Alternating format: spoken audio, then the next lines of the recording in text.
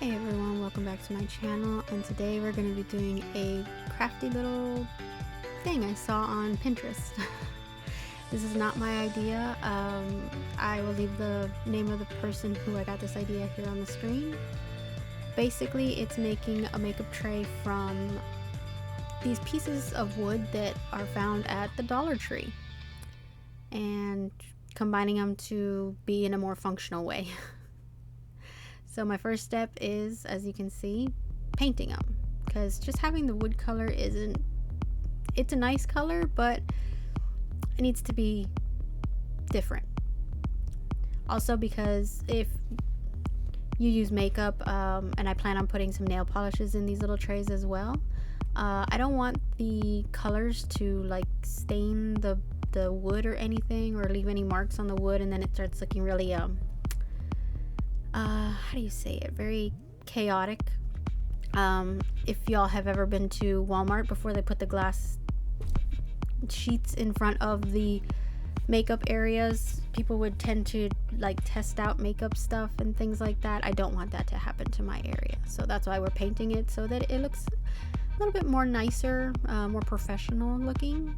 So I'm just going in with straight black here, painting it all, starting with the inside first, and not fully painting it all, as you'll see in a bit, because I do need the paint to dry so it doesn't get stuck to the paper that is underneath. And unfortunately I didn't have any newspaper to put underneath, so I'm just using little pieces of graph paper that I had lying around. Same thing with the index card I'm using as a paint palette. I couldn't find mine. I don't know where I put it. I'm still trying to locate it. I might have to go buy a new one. But yeah, for now, this was a quick fix. It was a quick fix for me to do this. And I am working on the floor, mostly because I don't have a dedicated art table or art room to work on my crafts, but not complaining. My knees complain when I get up because they pop like crazy, but it's an easy way for me to get my art done. And once I'm done with the first box, I will continue doing the same thing for the other two boxes as well.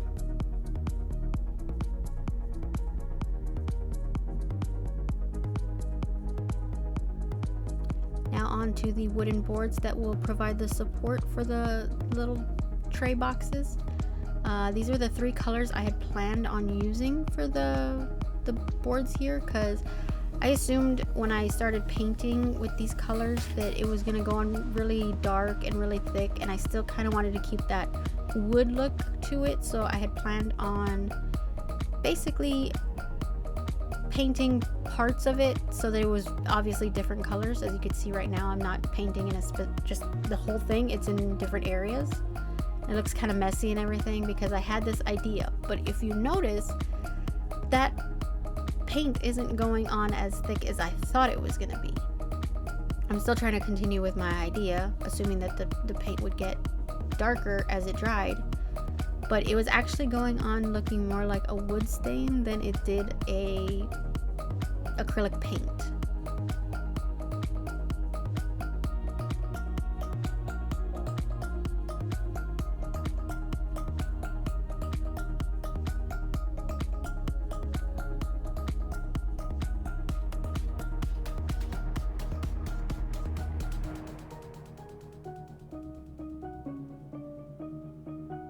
And I made the unfortunate mistake of painting all the sides when I was only supposed to do two of the sides.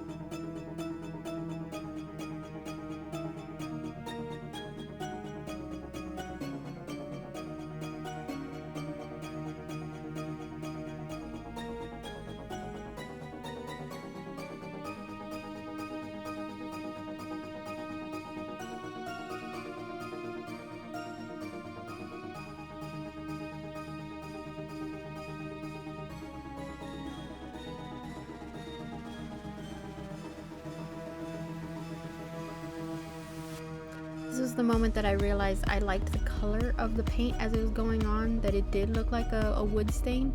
So I just decided to paint the entire board that way.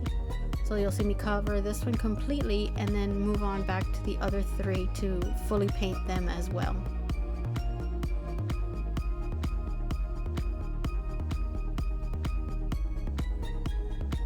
And I apologize for my hand being in the way. I need to get better at my camera angles.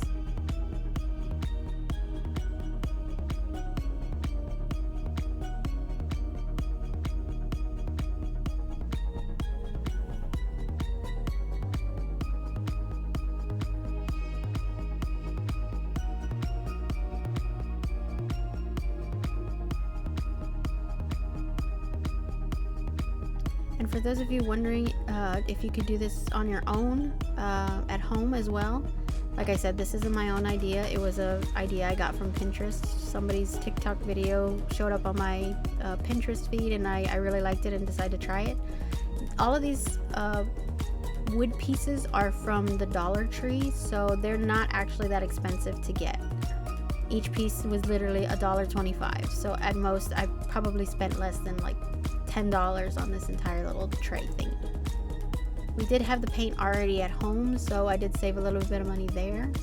But yeah, still inexpensive, and in my opinion has more character than the plastic pieces or the plastic makeup trays that you see at like Walmart or them. So now we're continuing on painting the bottom side of the trays to make sure that the entire thing is covered in the black paint. And yeah, unfortunately it starts getting stuck to the paper underneath.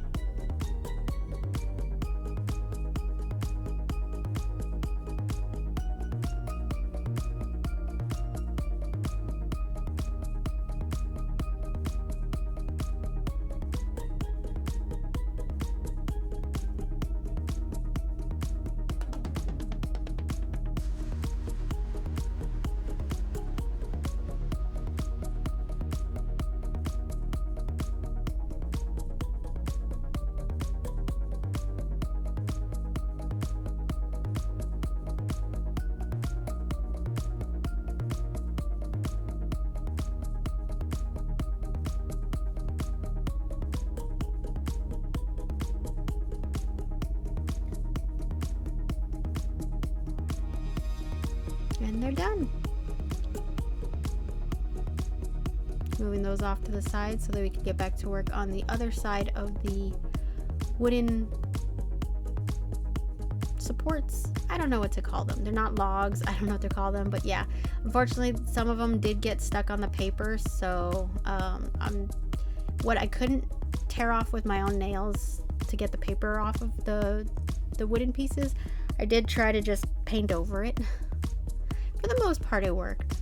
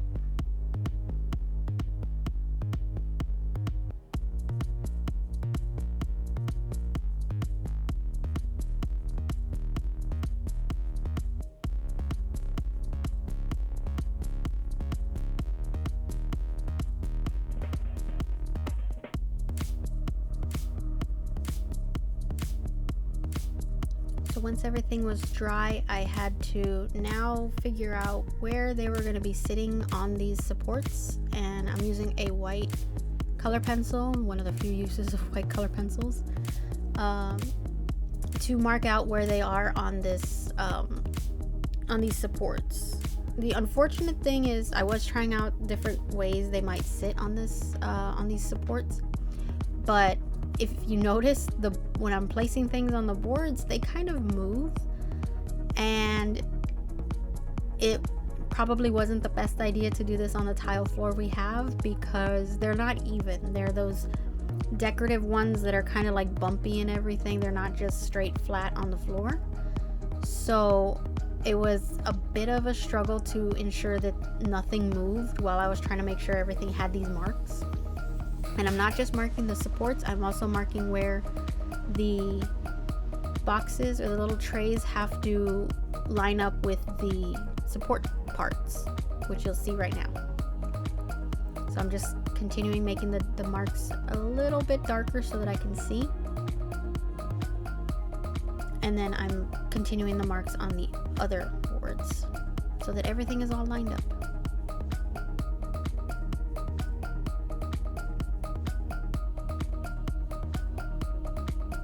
To make it a little easier, I got myself the tray to make sure that everything is still lined up, nothing's moving. And yeah, the boards keep moving on the bottom because I'm literally doing it right over where the tiles meet up, and it was just not the right place to be doing this type of art, especially when you need to be precise with these lines.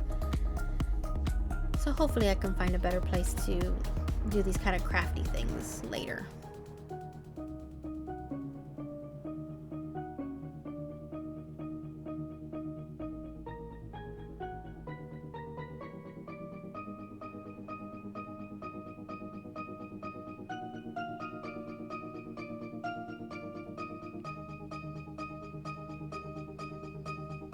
And I did make the marks on the bottom of the tray so that I know where it's supposed to sit with the support boards, and I'm just transferring those same lines over to the other boxes.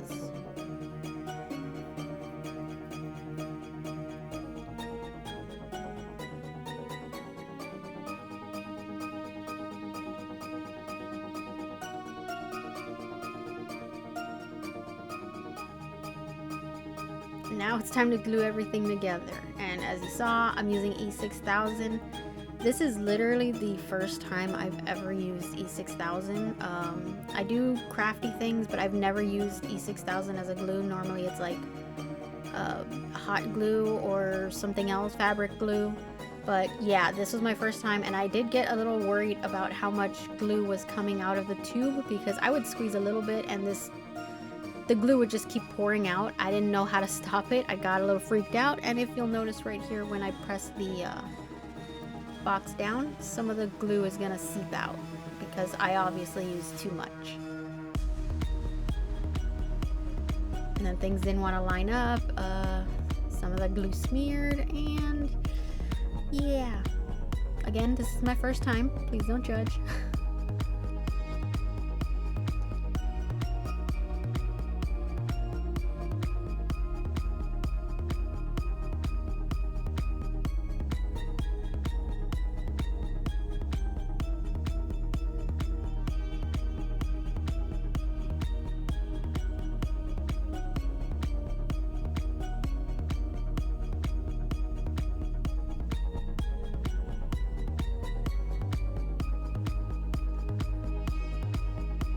Again, I need to work on my camera angles because this last tray you can't really see me setting it in place because of how far the camera is from the end of the project.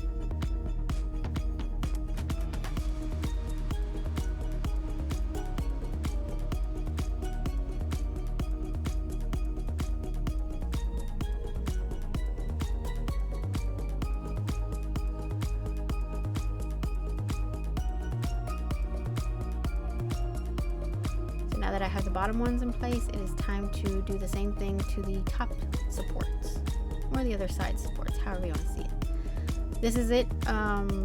I put 2 books on top of it to try and smush it together, but yeah, like I said, the glue still came out. I tried to wipe as much of it away as I could, but it started looking really, really bad, so I kind of just left it. Unfortunately, too much glue was used.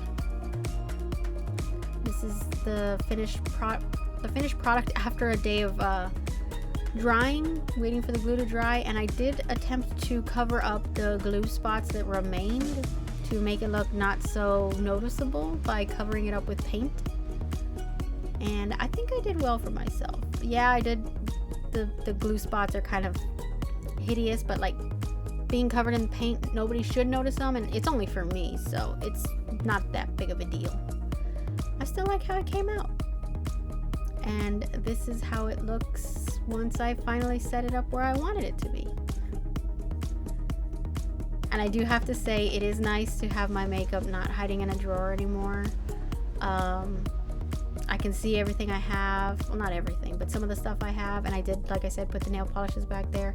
I can see the colors that I have or the items that I want to use. And now I'm not like, oh, do I have this? Do I not have this? And my fingers fit in there. That's the thing. My fingers fit in there, so it is a little cramped, but not too bad.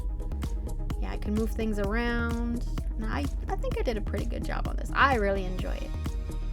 So thank you all for watching. I hope this inspires you to create your own DIY makeup tray, and I will see you